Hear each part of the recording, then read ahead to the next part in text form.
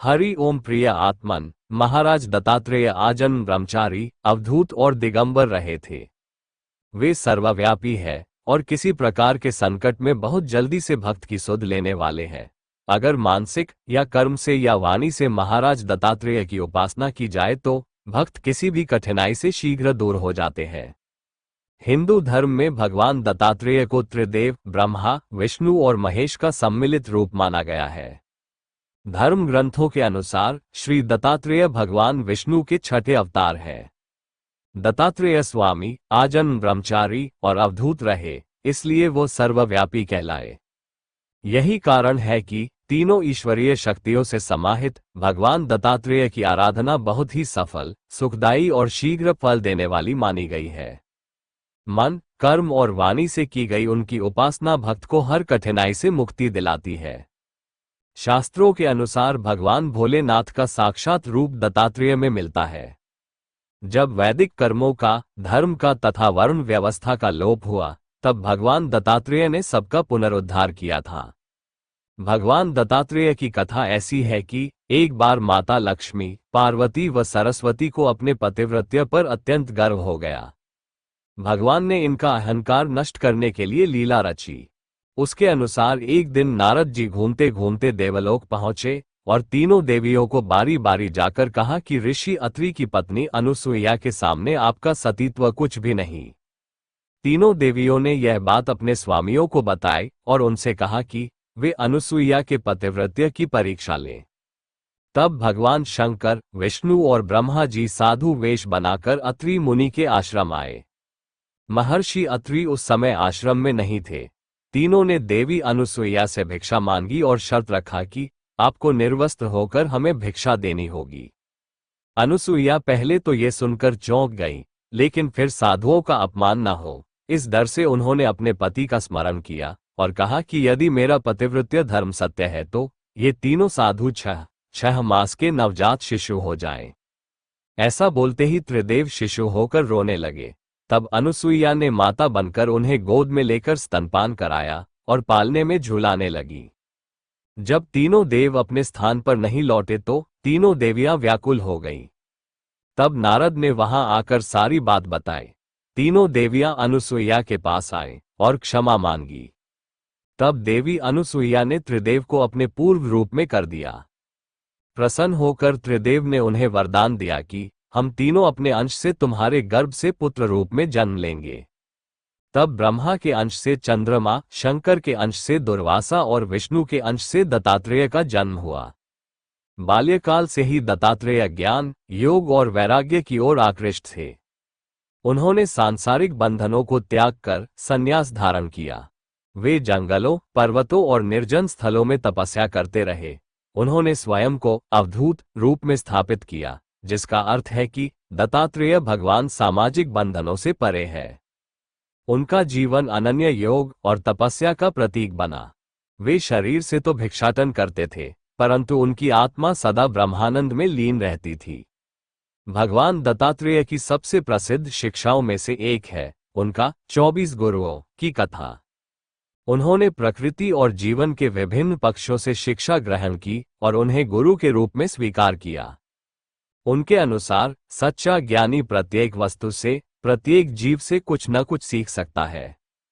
उनके 24 गुरु इस प्रकार है: पृथ्वी, वायु, आकाश, जल, अग्नि, चंद्रमा, सूर्य, कबूतर, अजगर, समुद्र, पतंगा, मधुमक्खी, हाथी, शहद निकालने वाला, मृग, मछली, वेश्या, सारथी, बालक, कुम्हार, तीरंदाज, नाग, मकड़ी और भरिंगी।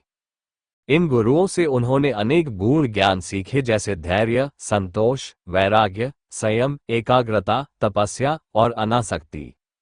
योग और तत्वज्ञान की स्थापना की भगवान दत्तात्रेय ने। भगवान दत्तात्रेय को योग और तत्वज्ञान का प्रकटीकरण माना जाता है। उन्हें अवधूत गीता के रचयिता भी माना जाता है, जो अद्वैत वेदांत पर आधारित एक गूढ़ ग्रंथ है। इस ग्रंथ में आत्मज्ञान, निर्गुण ब्रह्म और आत्मा की परम स्वतंत्रता की गूढ़ शिक्षाएं हैं। उनके अनुसार मोक्ष का मार्ग बाहरी आडंबरों में नहीं, बल्कि अंतर्मन की शुद्धि, आत्मा साक्षात्कार और पूर्ण वैराग्य में है। उन्होंने कहा कि जो आत्मा को जान लेता है वही सच्चा योगी और मुक्त पुरुष है। भगवान दत्तात्रेय के जीवन की कई लीलाएं और चमत्कार प्रसिद्ध हैं, जिसमें एक है अन्नपूर्णा लीला। एक बार एक गांव में अकाल पड़ा और लोग भूख से मरने लगे। भगवान दत्तात्रेय ने वहां पहुंचकर अपनी योग शक्ति से भोजन उत्पन्न किया और सभी को अन्न वितरण किया। इससे उन्हें अन्नदाता भी कहा जाता है। दूसरा है योग बल से जीवों का उद्धार। वे जहां भी जाते जीवों का कल्याण करते। अज्ञानी लोग जब उनका अपमान करते तब भी वे उन्हें क्षमा करके उन्हें आत्मज्ञान का मार्ग दिखाते। तीसरा है मूक शिक्षा। एक बार एक राजा ने उनसे पूछा कि वे किस गुरु से सीखे हैं। उन्होंने उत्तर दिया कि मैंने प्रकृति और संसार से ही शिक्षा ली है, और फिर अपने 24 गुरुओं की कहानी सुनाई। चौथा है राक्षस का उद्धार। एक बार एक क्रूर राक्षस को उन्होंने आत्मज्ञान देकर उसे मुनि बना दिया। उन्होंने दिखाया कि शुद्ध प्रेम और ज्ञान किसी को भी बदल सकते हैं। एक मान्यता ऐसी भी है कि भगवान दत्तात्रेय गंगा स्नान के लिए आते हैं, इसलिए गंगा मैया के तट पर दत्त पादुका की पूजा की जाती है। भगवान दत्तात्रेय की पूजा महाराष्ट्र में धूमधाम से की जाती है और यहाँ उनको गुरु के रूप में पूजा जाता है। भगवान दत्तात्रेय भारतीय आध्यात्मिक परंपरा में एक अद्वितीय योगी, ज्ञान स्वरूप, त्रिदेवों का अवतार और ब्रह्म ज्ञान के आदर्श प्रतिनिधि माने जाते हैं। वे त्रिमूर्ति ब्रह्मा, विष्णु और महेश तीनों के सम्मिलित रूप में पूजे जाते हैं। भगवान दत्तात्रेय की उपासना भारत के कई भागों में होती है, विशेष रूप से महाराष्ट्र, आंध्र प्रदेश, कर्नाटक और गुजरात में। उनकी शिक्षाएं अध्यात्म, योग और आत्मज्ञान पर आधारित है। भगवान दत्तात्रेय की शिक्षाओं पर आधारित दत्त संप्रदाय विशेष रूप से महाराष्ट्र, कर्नाटक और आंध्र प्रदेश में लोकप्रिय है। नाथ संप्रदाय, अवधूत संप्रदाय और श्रीपाद श्रीवल्लभ तथा नरसिंह सरस्वती जैसे संतों ने दत्तात्रेय की उपासना को जनमानस में फैलाया। भारत में भगवान दत्तात्रेय के अनेक मंदिर हैं। प्रमुख मंदिरों में गाणगापुर कर्नाटक, औदुंबर और नरसोबाची वाडी महाराष्ट्र, कुरवपुर तेलंगाना प्रसिद्ध है। उनकी मूर्तियों में 3 सिर और 6 भुजाएं होती हैं, जो त्रिदेवों का प्रतीक है। उनके साथ हमेशा एक गाय, जो वेद माता गायत्री के प्रतीक है, और 4 कुत्ते, जो 4 वेद के प्रतीक है, दिखाए जाते हैं। भगवान दत्तात्रेय केवल एक व्यक्ति या संत नहीं है, वे एक चेतना है, ज्ञान, योग, भक्ति और सेवा का संगम। वे हमें सिखाते हैं कि सच्चा साधक वह है जो अपने अनुभवों से, प्रकृति से और स्वयं से सीखकर आत्मज्ञान प्राप्त करता है। उनका जीवन एक जीवंत उदाहरण है कि परमात्मा केवल मंदिरों में नहीं, हमारे भीतर बसता है। उनकी शिक्षाएं आज भी उतनी ही प्रासंगिक है जितनी प्राचीन काल में थी। उनका संदेश है कि अपने भीतर झांको, बाह्य बंधनों से मुक्त होकर आत्मा को पहचानो। यही परम आनंद है और जीवन का परम लक्ष्य भी है। प्रिय आत्मन, आप इस वीडियो को लाइक और अपने मित्रों में शेयर करें, जिससे भगवान के ज्ञान का प्रसार करने का यश आपको भी प्राप्त हो।